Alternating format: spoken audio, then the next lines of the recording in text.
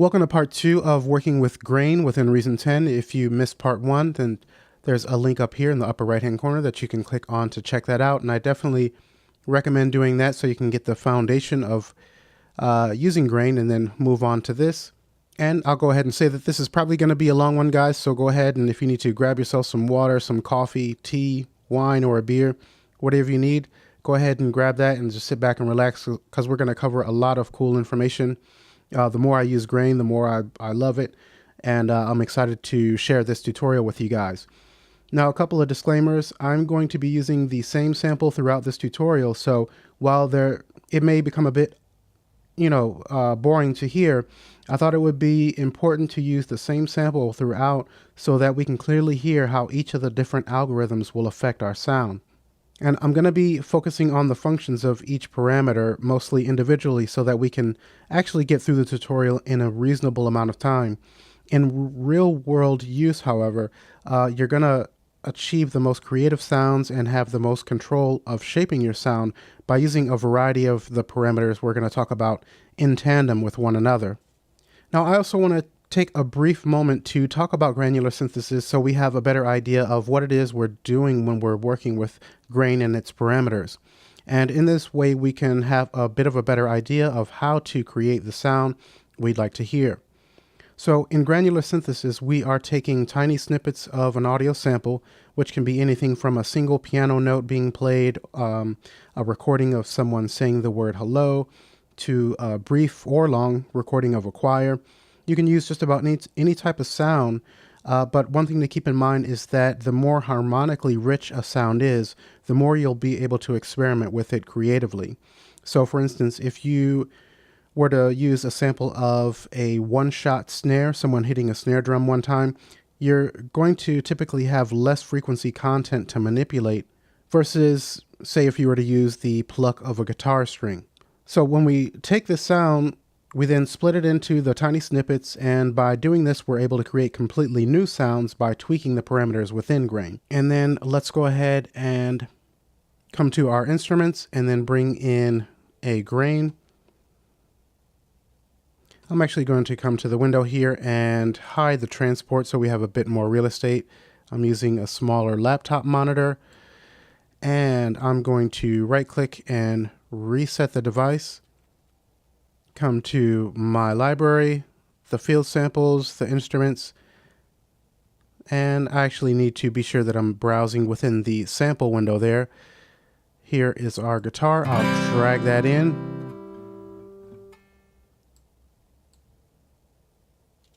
Okay, so we're going to talk about the 4 algorithms that we have available to us in order to manipulate our samples. And if we click on this down arrow here, we can see those 4 algorithms here. We have tape, long grains, grain oscillator, and spectral grains. And we're going to start off with taking a look at the most basic of these 4, the tape. So I'll go ahead and select that, and we can see that this display area changes below. Now, tape is going to function like a traditional sampler, so whatever sample we have loaded, if we play it back at its original pitch, we'll hear our original audio sample, and as we play above or below that root key or note, the sound becomes pitched up or down, and our sample will play back slower or faster, depending on where we play on the keyboard. And this is pretty straightforward, so if I go ahead and trigger the device,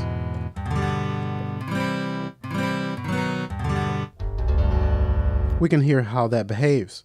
Now, there are a couple of things to keep in mind when we are using tape, and before on, we'll take a quick look at those. We first have a loop crossfade here, loop X fade, that's just for crossfading.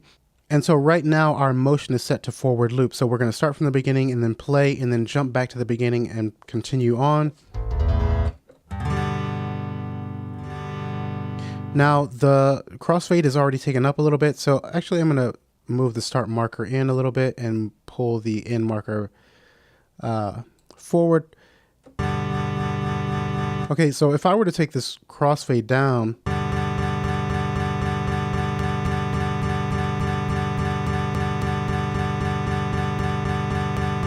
you hear how we get that popping in there. So the whole purpose of the loop is, the loop crossfade is to alleviate any clicks or pops that we have when we're using say the forward loop or the forward backward loop.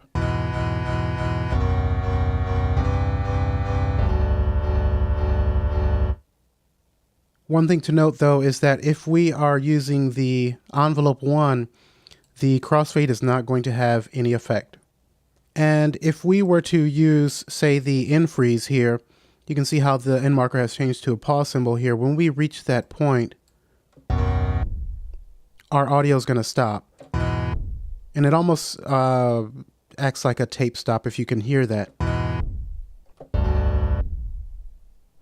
Okay, so just know that that's going to behave a little bit differently depending on the motion. If we were to come to freeze, then we have no audio at all.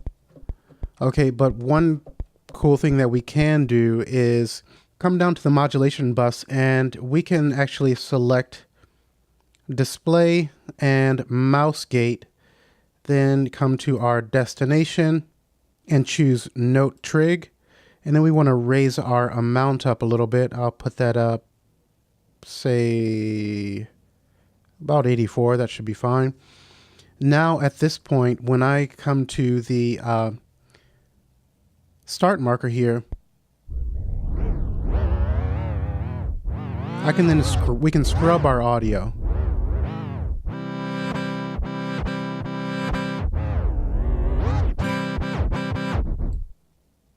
Okay, and I'm just going to go ahead and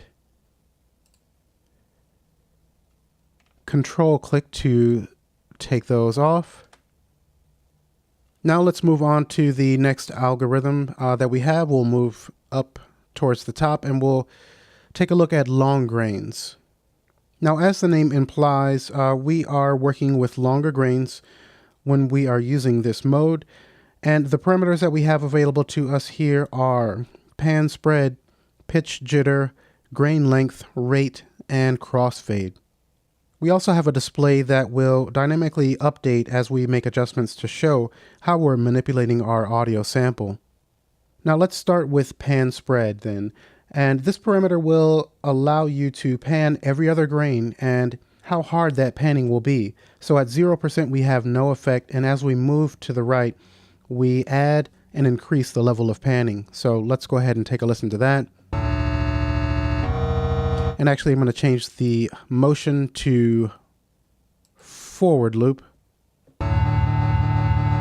Extend this out a little bit. Now go ahead and introduce some of the pan spread.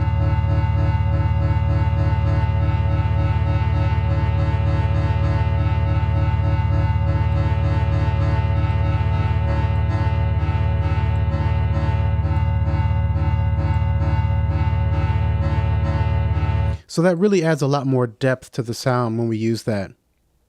Next we have pitch jitter, and this will change the pitch of every grain. All the way to the left at 0% we have no effect, and as we move to the right we add and increase this effect. So I'll go ahead and play back for this one.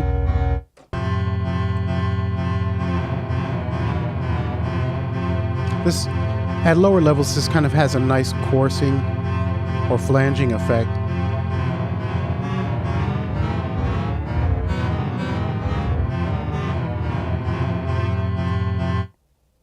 Moving to the right, we then have grain length, and this allows us to set the length of our grains.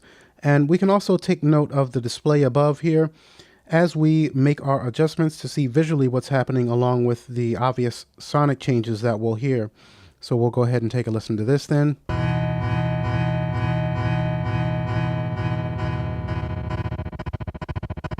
So it's almost kind of a gating effect as we move all the way to the left.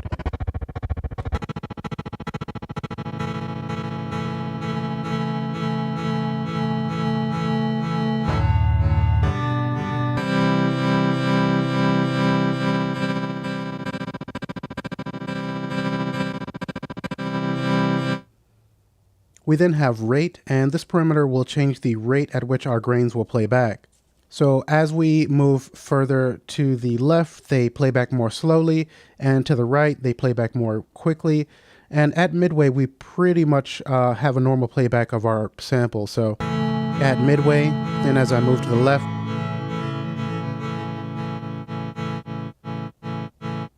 we can hear that slow down. And we can even see in the waveform display how that's represented visually up top there. And then as I increase, we see our display changes there. The frequency increases and the timbre of our sound changes.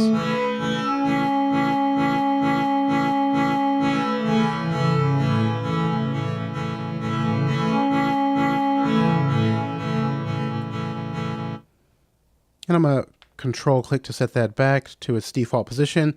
And finally, we have crossfade. And with this, we can set the crossfade amount between our grains. When we have this set to the left, we have minimal crossfades and even here a bit of popping. Moving to the right, we increase our crossfades.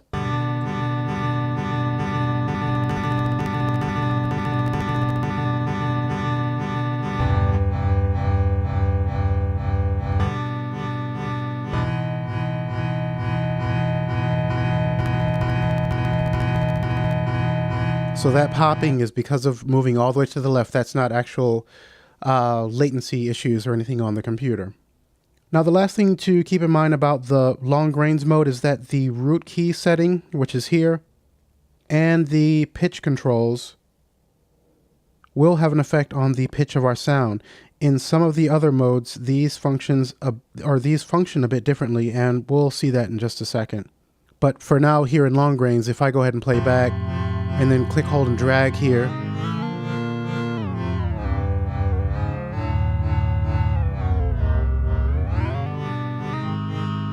we can see how that is affected.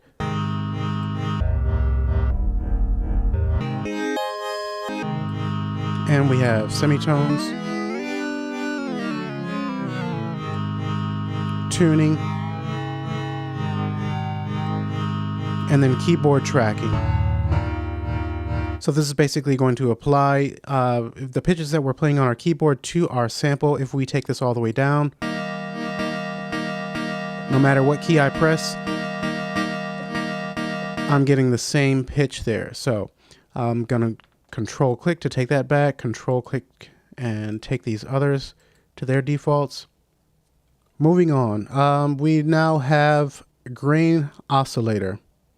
Parameters available to us in this algorithm include pan spread, pitch jitter, grain length, grain spacing, and then formant, tune, and keyboard tracking. And with the grain oscillator, this algorithm plays back a mix of two separate grains, two separate short grains from our audio sample.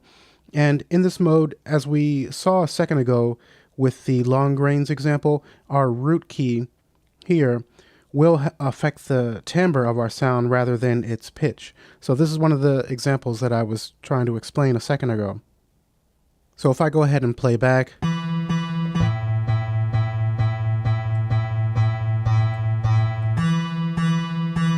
and then adjust,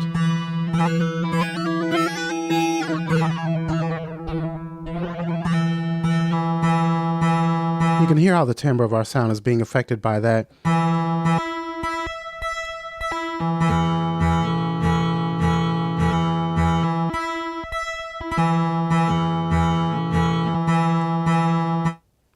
So we would want to use the pitch controls to adjust the pitch of our sound in this instance. And if I disable the keyboard tracking in the pitch area, we can hear that when I play different keys on the MIDI controller, this then affects more of the timbre of the sound than its pitch, just as we saw with changing the root key here.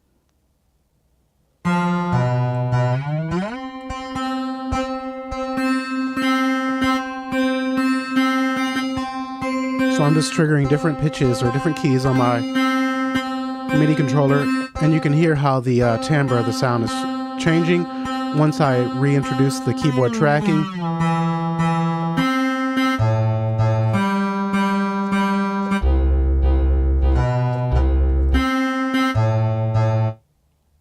Okay, let's move on to the pan spread then, and we've seen how this works in the long grains mode. The only difference being here that we are panning between two short grains, and this actually lowers the pitch of our audio sample because we are alternating between these two short grains. So as I increase this,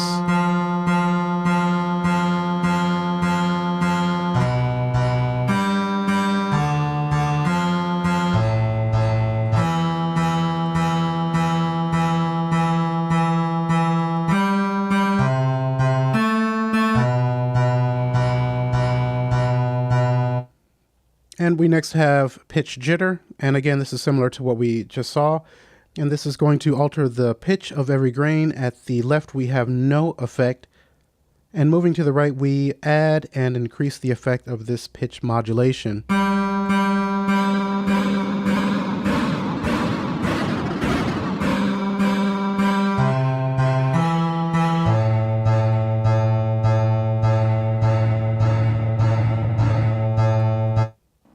Okay, now grain length. This is self-explanatory. Just know that along with altering the length of our grains, this is also going to affect our crossfade amounts on the grains. So when we are further to the left, we have shorter grains and minimal crossfades. Moving to the right, we increase the grain length and crossfade amount. So I'm going to start all the way to the left here, and we can even see in the visual display what's happening there.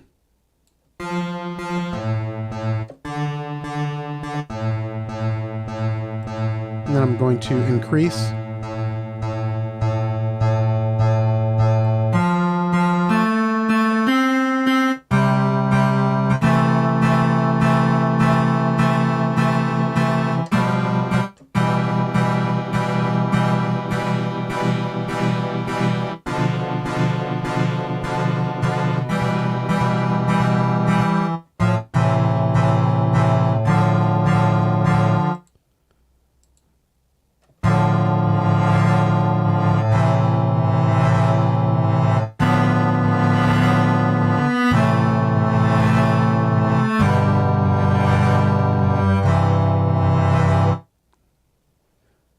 Now to the right we have grain spacing, and this allows us to set the spacing of our two grains that are being played back.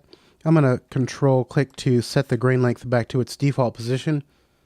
Now the difference in your sound can be pretty extreme when moving from one extreme of this parameter to the other. And just notice the more extreme sonic variation in the notes being played back on our far left setting versus the far right. So I'm going to start to the far left, and we can see our display changes there up above.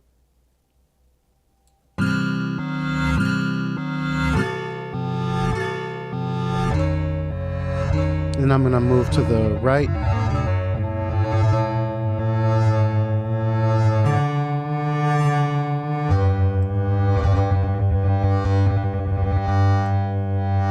So it's a pretty big difference here.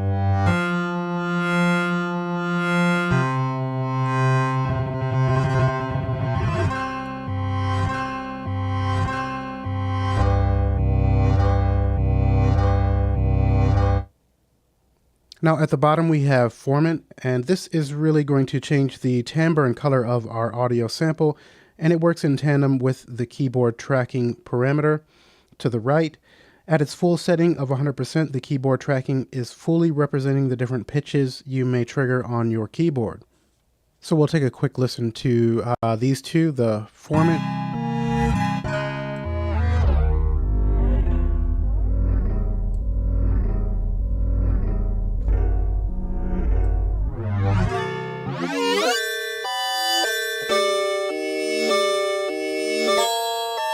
Now if I take the keyboard tracking off, change the Formant,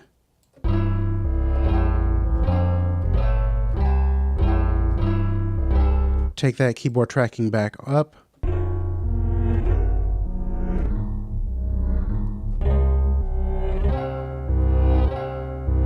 okay, and so another thing to keep in mind here when working with the Formant or the grain spacing is that these two are closely tied to one another and are going to influence each other in a pretty significant way. So if I just play around with some of these extremes between the two, changing their settings, you'll notice that the sonic difference in that what happens here.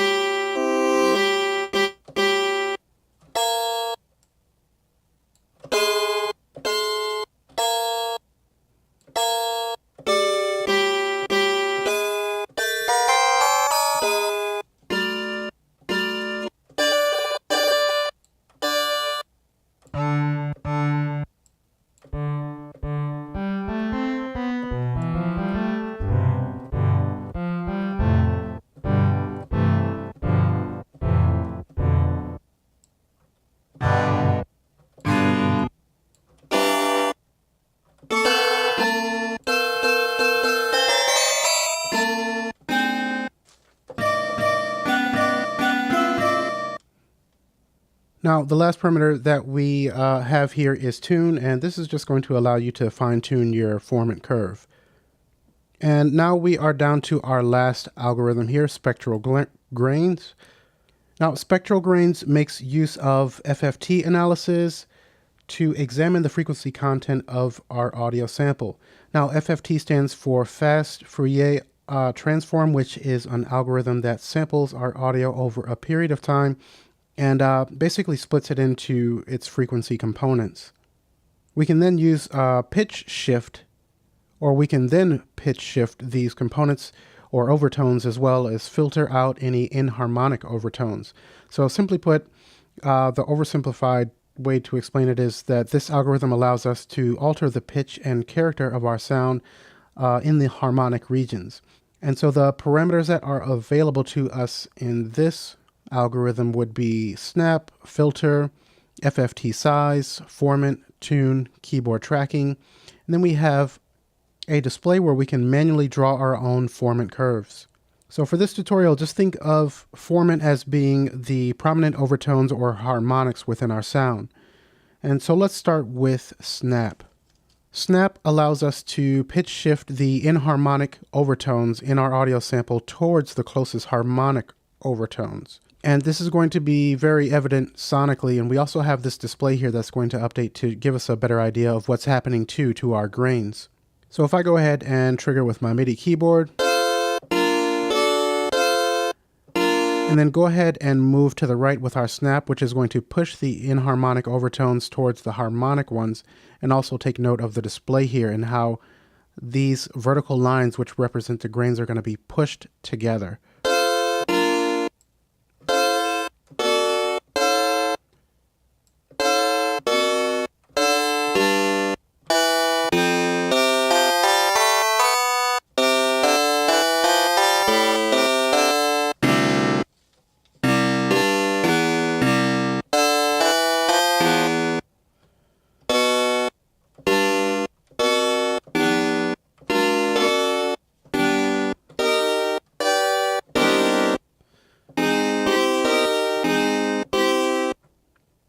So all the way to the left, we don't have much of an effect, but as we move to the right, as you saw and heard, we can hear and see in our display the change in our sound. Now moving on, we have filter, and this will attenuate or cut our inharmonic frequencies from the audio signal versus how we just saw here with the moving of these frequencies by using snap. If we look at our display, we can see the difference between these two represented visually. So with the snap, we see those being pushed. Now, if we come to the filter, you'll see them being cut.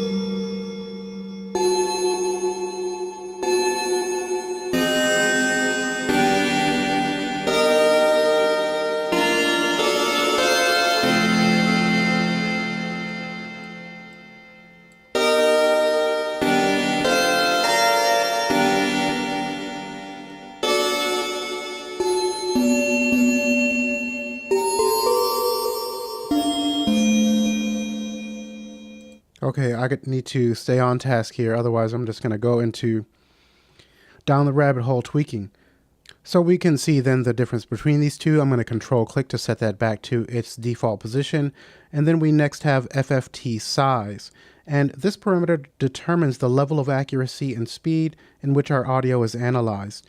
Just know that setting this fully to the left will provide the fastest analysis, but at the expense of losing some of the lower frequencies. And fully to the right is the slower, more accurate analyzation, which preserves any low frequencies within our audio sample. And we'll just go ahead and give a listen to get a better idea of that.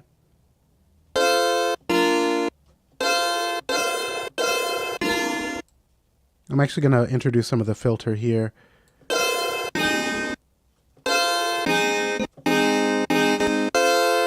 So we can see how our audio sample is a bit fuller when we move to the right, particularly in the low end there.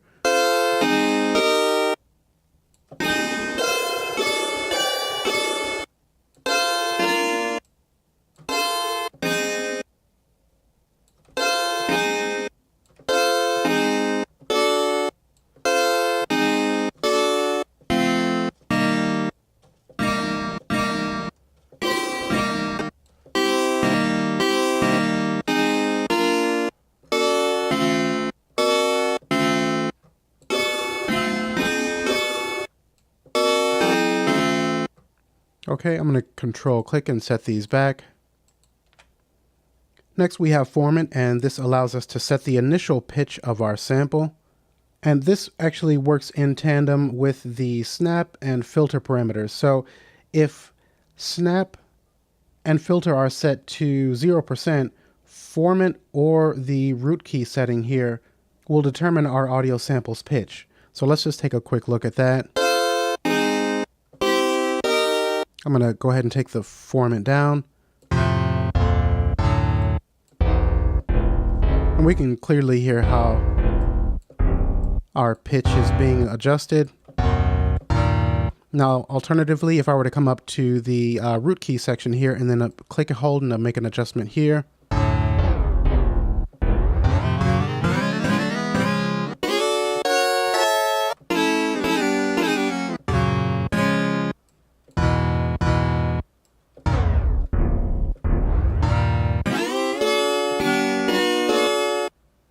And just know that you want to be sure that keyboard tracking is engaged. It is by default. But if you see, you can see here, if I were to take the keyboard tracking off, where we are following our keyboard here and the pitch is changing, if I take the keyboard tracking off, now we just have the same pitch no matter what key I trigger on my MIDI controller. I'll re-engage that. Now also take note that the pitch controls do not affect our audio when snap and filter are set to 0%. So right now these are set to 0%. And you can see we have no effect on our pitch with these controls.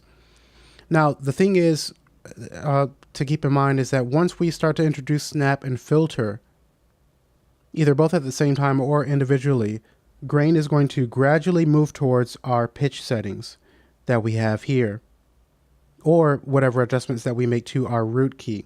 So if I go ahead and introduce a bit of change to our snap, maybe the filter a bit as well. Now, let's make this even more extreme.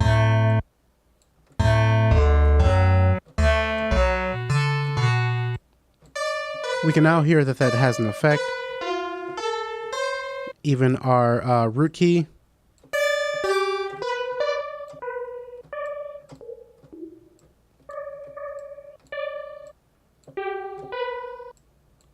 And then our Formant, which was previously determining our pitch, is now going to affect more of the timbre of our sound.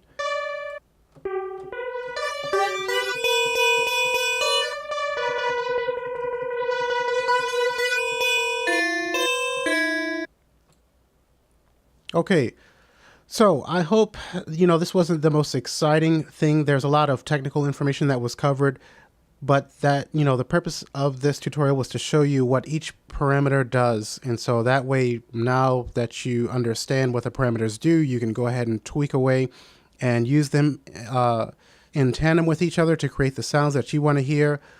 I probably will put together, maybe part 5 or 6 where we focus strictly on sound design within Grain and do something a bit more exciting. But I hope that you got some useful information from this and hopefully are getting a bit more excited about using Grain for your sound design and music. So I hope you made it all the way through. And if you did, thanks for watching. I appreciate it. And I will see you in part 3. Take care.